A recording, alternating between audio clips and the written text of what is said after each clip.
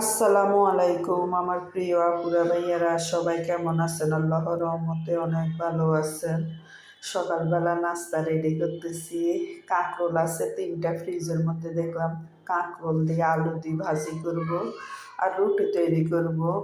আজকে সকালের নাস্তা আমাদের এগুলি, আর সাথে ডিম ভাজি করে দিব যারা ডিম খায় তাদেরকে। সকালবেলা আমার কাছে ডিম এত বেশি ভালো লাগে না খাইতে, তারপরও খাই মাঝে মধ্যে। আজকে খাইতে ভালো লাগে না তাই আমি খাবো না ডিম। আমার শাশুড়িও ডিম খেতে চায় না, আমার হাজব্যান্ডে আবার ডিম একটু পছন্দ করে। ছেলে মেয়েরে ডিম ভাজি করে দিবার, হাজব্যান্ডে আমি আর আমার শাশুড়ি শুধু কাঁকড় ভাজি দিয়ে খাবো।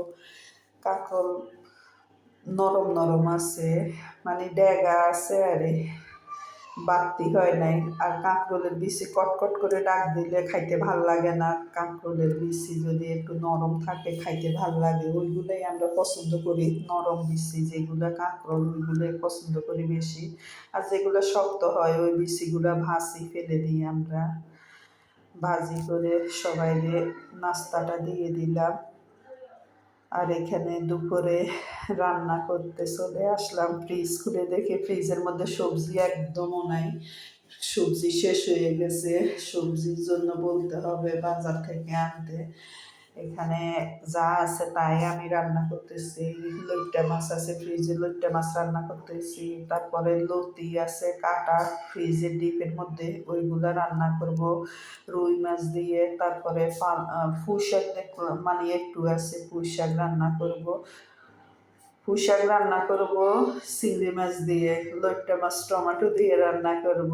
তারপরে রুই মাছ দিয়ে লতি দিয়ে রান্না করব। আর হলো মশারির ডাল, এগুলি আজকে রান্না করব। এখানে আমি মাছগুলো রান্না করার আগে একটু হালকা ভাজি করে নিতেছি লবণ আর হলুদ দিয়ে। আমার মোবাইলের ক্যামেরাটা ভালো না এত বেশি, আর মোবাইলটা এত বেশি দামি না আমার।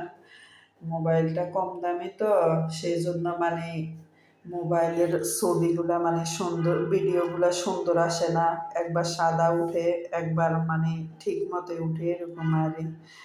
লতিটা আমি রান্না বসা দিলাম। আর লতির মধ্যে একটু রসুন বাটাটা বেশি লাগে।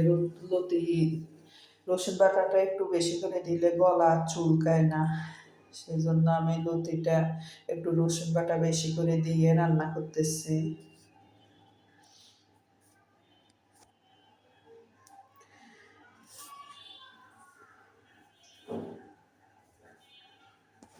ভাত আর ডাল রান্না করা হয়ে গেছে, লইট্টা মাছটাও রান্না করা হয়ে গেছে। এখন লতি আর পুঁই শাকটা বাকি আছে। মেয়ে এখনো নাস্তা খায় নাই। মেয়ের ঠান্ডি কাশ জ্বর এমন অবস্থা। মেয়ের শরীর বেশি ভালো না তাই আমিও এত বেশি ডাকাডাকি করি না। মেয়েরে আমি রান্নাটা শেষ করে মেয়েকে ডাক দিব। মেয়েকে ডাক দিয়ে উঠাই, তারপরে নাস্তাটা দিব আর একটু রং চা তৈরি করে দিব। আর আমিও একটু রং চা দিয়ে চাউল ভাজা খাবো। চাউল ভাজা মাঝে মধ্যে খাইতে আমার কাছে খুবই ভালো লাগে, তাই অল্প কয়টা চাউল ভাজবো এখন। আমার রান্নাটা কিন্তু তাড়াতাড়ি হয়ে গেছে, আজকে তো বেশি কিছু রান্না করি নাই, সেজন্য এত সময় লাগে নাই।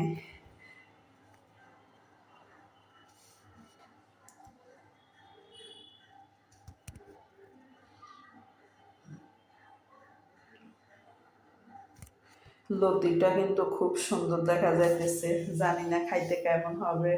রান্না দেখলে বোঝা যায় কোন রান্না মজা হবে কোন রান্না মজা হবে না। আজকের মানে সবজিগুলা রান্না দেখতে সুন্দর দেখা যাইতেছে বেশি, মনে হয় খাইতে একটু মজা বেশি হবে। তার মধ্যে আমার বাসার মধ্যে কেউ মানে খাওয়া ভালো হয়েছে বা খারাপ হয়েছে এই কথা কেউ বলে না, শুধুমাত্র আমার শাশুড়ি চায়। আমার শাশুড়ি খাইতে বসলে মানে একটা নয় একটা মানে কথা বলবেই। একজন মানুষের আসলে অভ্যাসে এটা, যতই ভালো করে সুন্দর করে খাবার দেখ না, কিন্তু একটা কথা না একটা কথা বলেই। মানে এই জিনিসটা আমার খুব খারাপ লাগে। আমি সবকিছু পছন্দ করলে এই জিনিসটা পছন্দ করি না। আমার কথা হয়েছে যাই রান্না করছে আলহামদুলিল্লাহ ভালো। এখানে আমি বিকেলে নাস্তা রেডি করতেছি, নুডলস রান্না করতেছি। আমার মা খালি ফোন দিতেছে, মার শরীরটা ভালো না, মা একটু অসুস্থ, মার নিউমোনিয়া হয়েছে। মা মানে ছেলে মেয়েকে একটু নুডলস রান্না করে তারপরে তরমুজ কাটি দিই, তারপরে আমি একটু মাকে দেখতে যাইতেছি ভাইয়ের বাসার মধ্যে। আমার বাসা আর ভাইয়ের বাসা মানে বেশি দূর না।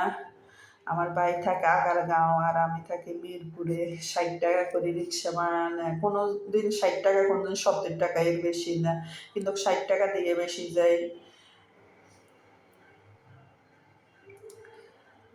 মেয়ের শরীর বেশি ভালো না তো, তাই মেয়েকে নিই নাই, আমি একা যাইতেছি।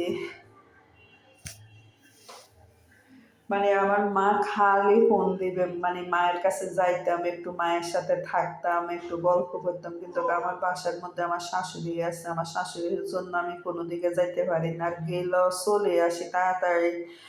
দেখা যায় বয়স্ক মানুষ, কোনো সমস্যা হয় কিনা সেই জন্য ভয়ও লাগে, কিন্তু মা কান্নাকাটি করে। গেলে মা কইব কি, ও জাদু আজকে একটু থাকোস না, একটু থাকোস না, আজকে থাক, কালকে সকালে যাইস। আমি যদি বলি মা তুমি কি বলো, আমার বাসার মধ্যে তো শাশুড়ি আছে, আমি এখন থাকলে দেখা যায় আমার বাসার মধ্যে সমস্যা হবে, তোমার জামাইয়ে রাগ করবে, মানে আমার হাজব্যান্ড আরে রাগ করবে, তাহলে মানে আমার কাছে খারাপ লাগবে। আচ্ছা ঠিক আছে, আমি আবার কালকে আসবো। মানে গেলে খালি আমার ভাইয়ের মেয়ে দুইটা, ও ফুপি তুমি একটু থাকো না, তুমি একটু থাকো না, মানে খুব খারাপ লাগে ওদের জন্য। আর আমার মা মানে গেলে মানে প্রত্যেক দিন ২০০০ ১০০০ করে টাকা দিবে যে মা কালকে আবার আসিস, কালকে আবার আসিস, ধর রিক্সা ভাড়া